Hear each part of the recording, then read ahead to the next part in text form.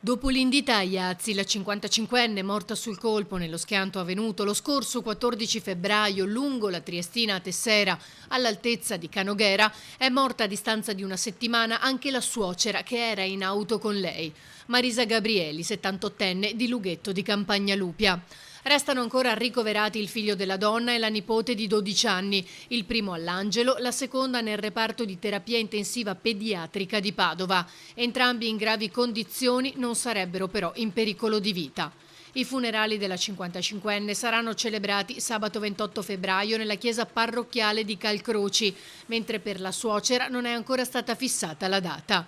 Le indagini della Polizia Locale di Venezia sulle cause dello scontro sono ancora in corso. Da chiarire, infatti, se all'origine della sbandata del SUV vi siano stati la velocità, l'asfalto bagnato perché quel giorno pioveva, una distrazione oppure un malore.